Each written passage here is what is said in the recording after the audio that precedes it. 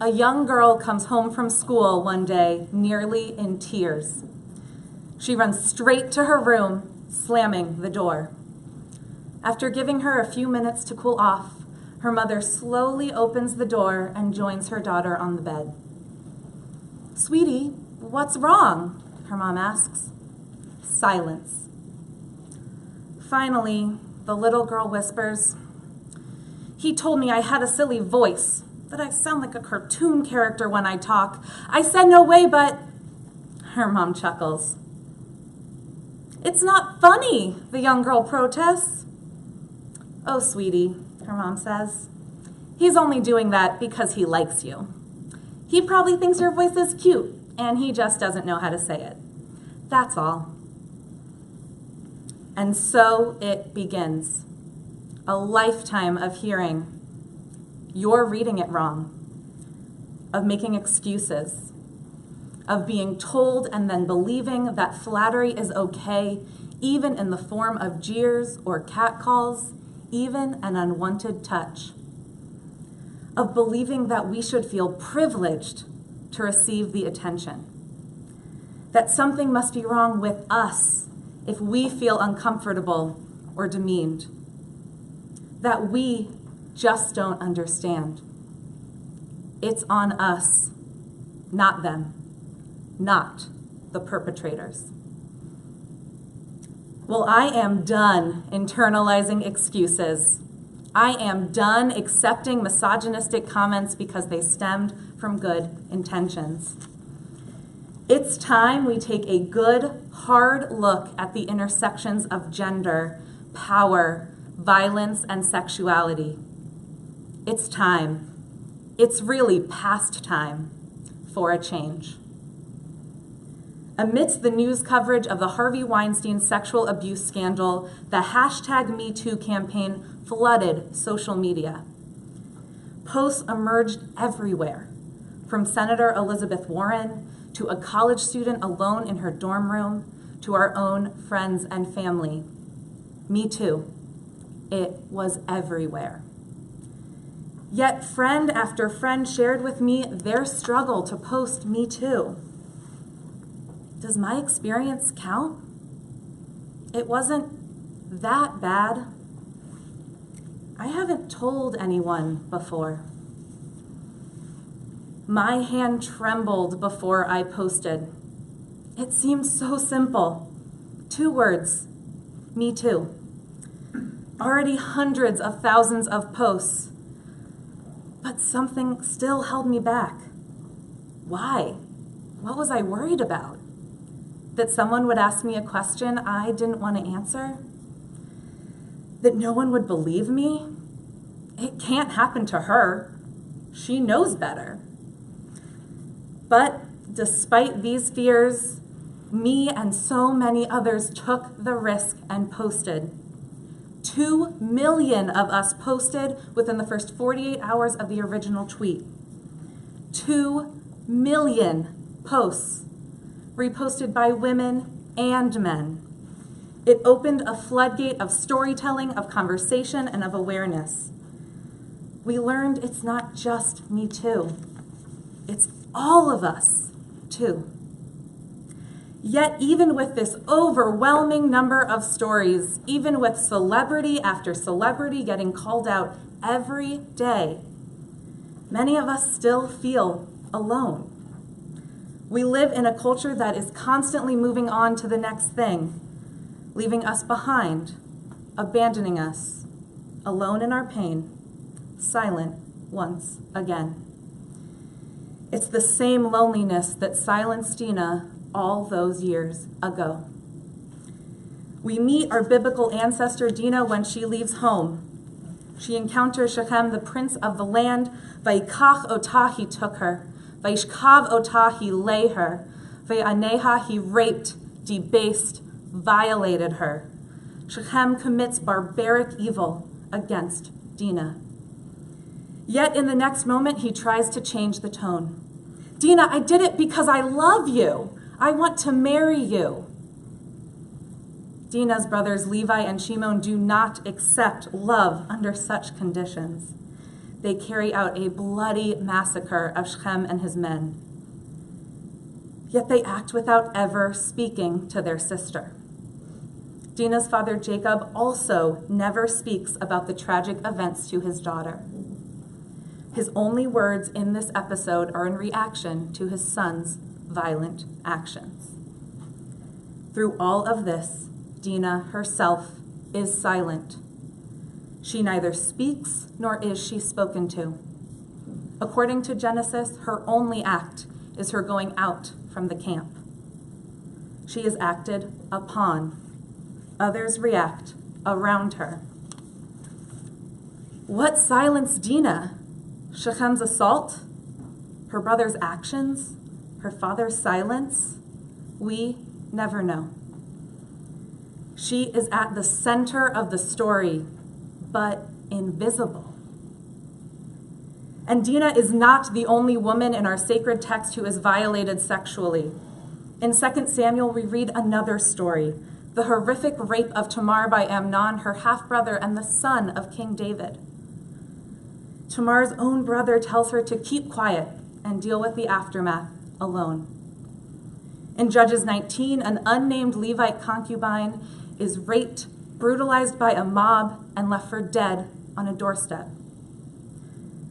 Just as in Dinah's narrative, horrendous violence follows these sexual acts of violence.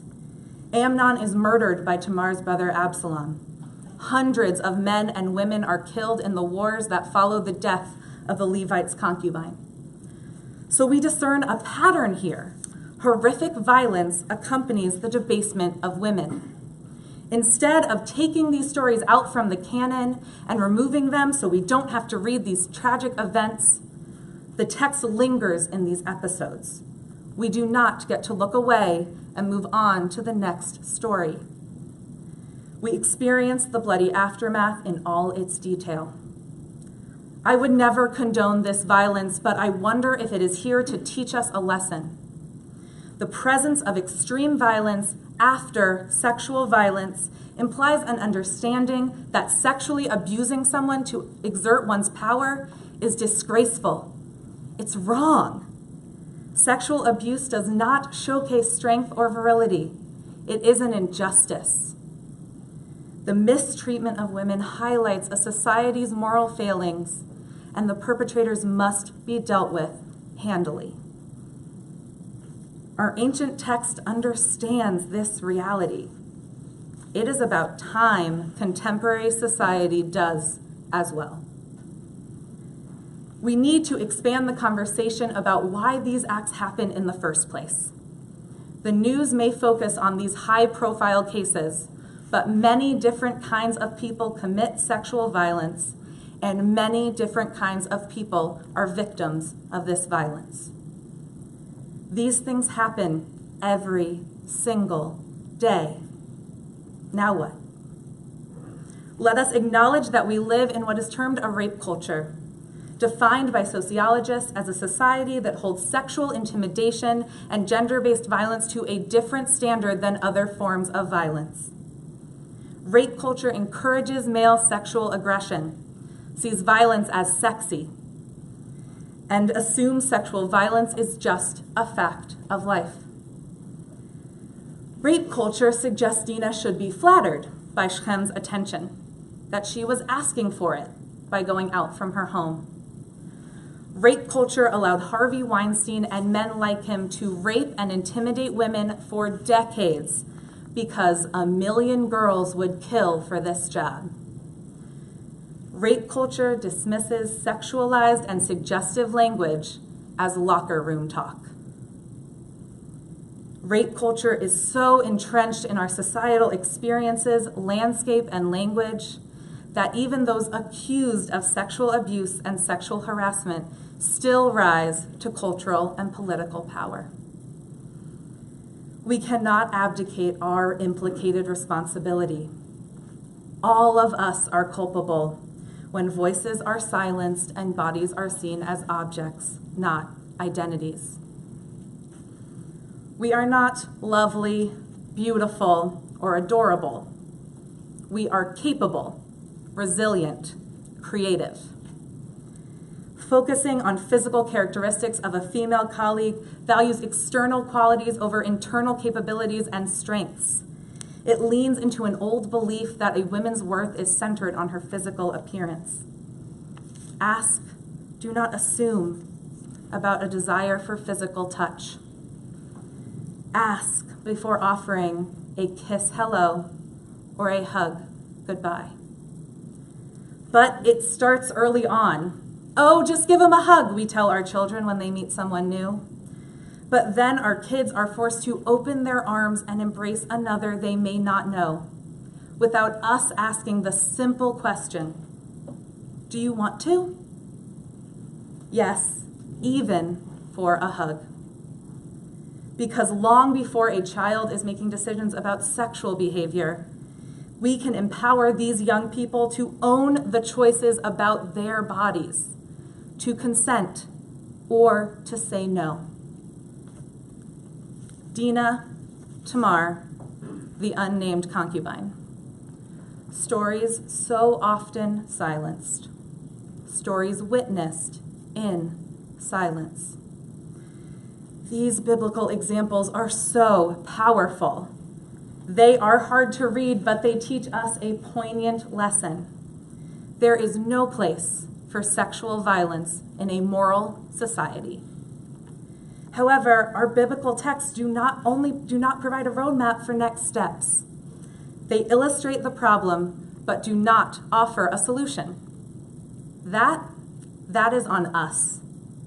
It is on us, on all of us, to write the next chapter. We must raise up these stories and keep teaching them to remind us all, no more. No more silencing.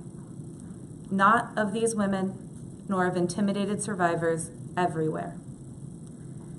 For as one survivor shared, I am living your breaking news story every day.